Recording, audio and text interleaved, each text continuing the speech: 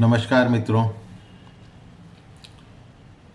आज मैं आपके सामने एक वैज्ञानिक तथ्य को लेकर प्रस्तुत हूँ और आपको आश्चर्य होगा इस तथ्य के बारे में भागवत में जिक्र है। अब वो तथ्य ये है कि हमारा ब्रह्मांड कितना बड़ा है, कितना विशाल है, उसका विस्तार क्या है। चाहे वो देवी भागवत हो या भागवत हो, हर एक पौराणिक ग्रंथ में कहीं ना कहीं ब्रह्मांड की उत्पत्ति, ब्रह्मांड का विस्तार या ब्रह्मांड के बनने के कारण इसके विषय में उल्लेख जरूर है। लेकिन आश्चर्य की बात यह है कि भागवत कथा में गणितीय रूप से इसका जिक्र किया गया है कि ब्रह्मांड का विस्तार क्या है। इसके बारे में लिखते हैं कि प्रकृति, महतत्व, अहंकार और पंच तन्मात्राएं, इन 8 प्रकृतियों के सहित 10 इंद्रियां, मन और पंचभूत, इन 16 विकारों से मिलकर बना हुआ है। और ये ब्रह्मांड कोश 50 करोड़ योजन विस्तार वाला है। 50 करोड़ योजन।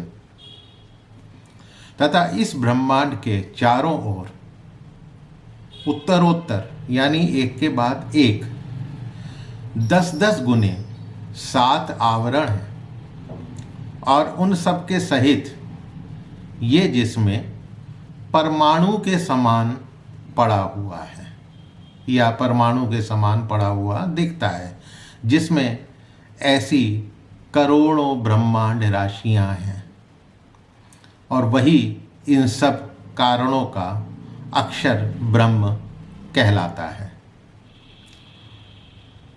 अब भागवत के द्वितीय स्कंद और छठे अध्याय में 39 से 41 श्लोक और 12 से 15 श्लोक, उसमें इस चीज़ का जिक्र किया हुआ है। और ब्रह्मांड के 7 आवरणों का वर्णन करते हुए वेदांत प्रक्रिया में माना है कि पृथ्वी से 10 गुना जल है, जल से 10 गुना अग्नि, अग्नि से 10 गुना आकाश, आकाश से 10 गुना अहंकार, अहंकार से 10 गुना महतत्व, यानी जिसको आज विज्ञान जो है गॉड पार्टिकल ऑफ मैटर के रूप में जानता है।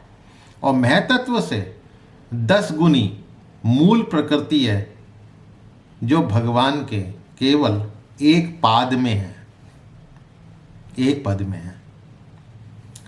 अब ये देखिए कि जब उन्होंने कहा कि ब्रह्मांड कोश 50 करोड़ योजन विस्तार वाला है, एक योजन को जब हम मील में कन्वर्ट करते हैं तब ये आता है 4 बिलियन माइल्स। 4 बिलियन माइल्स, एक योजन लगभग 8 मील। और उसके बाद अगला आवरण 40 बिलियन, फिर 400 बिलियन, फिर 4 ट्रिलियन, फिर 40 ट्रिलियन, छठा 4000 ट्रिलियन और 7वां 40,000 ट्रिलियन माइल्स के ऊपर दिखाई देता है। यहाँ तक उन्होंने, भागवत ने इस चीज़ का जिक्र किया है। और तारीफ की बात यह है कि हमारा सोलर सिस्टम, जो आज की विज्ञान में उसको मापना, उसको मेज़र करना जहाँ तक संभव हो पाया है, वहाँ तक उसको यदि कैलकुलेट करके देखा जाए तो ये केवल 5.58 ट्रिलियन माइल्स पड़ता है। ठीक है। और जिसमें ये कहा जाता है कि if the end of the solar system is the cloud of comets, यदि हम ये मान लें कि आउटर सोलर सिस्टम का जो आउटर पार्ट है वो एक धूमकेतु का एक बादल है,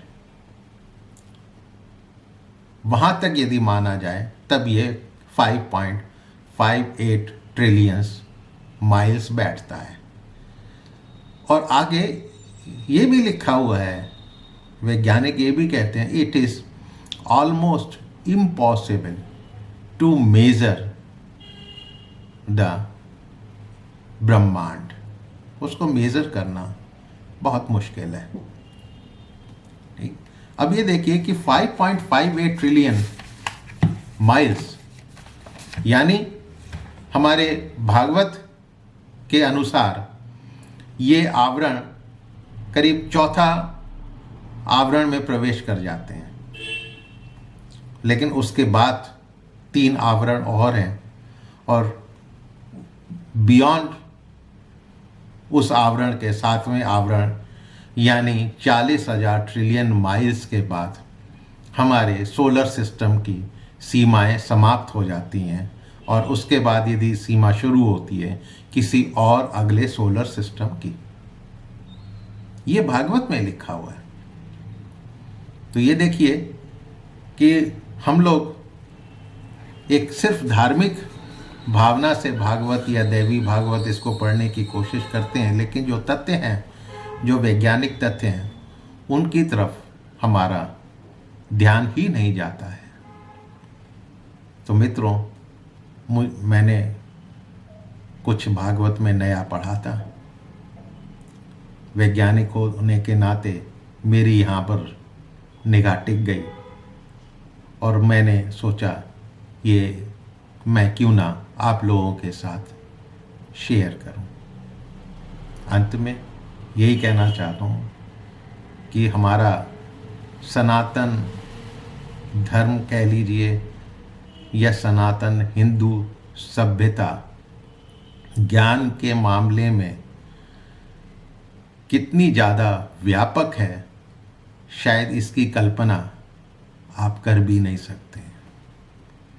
मित्रों, आपको ये जानकारी यदि पसंद आई हो, आप इसको शेयर कीजिए, अपने इष्ट मित्रों से शेयर कीजिए, और आगे आने वाली जनरेशन को केवल इतना तो बताइए कि ये हजारों वर्ष पुराने पौराणिक ग्रंथों में इस चीज़ का जिक्र यदि हुआ तो कैसे हुआ।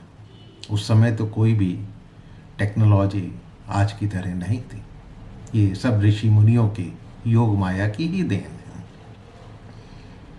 और इस ब्रह्मांड के बारे में जाते जाते एक चीज़ और कहना चाहूँगा कि भगवान श्री कृष्ण ने भी यही कहा है कि मेरी योग माया केवल इसी ब्रह्मांड तक सीमित है, इसके आगे मेरी योग माया भी काम नहीं करती है।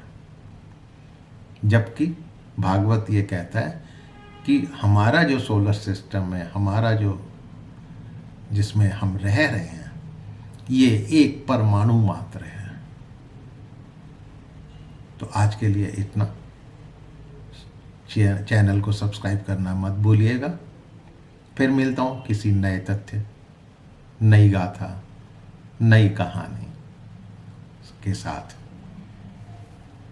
नमस्कार।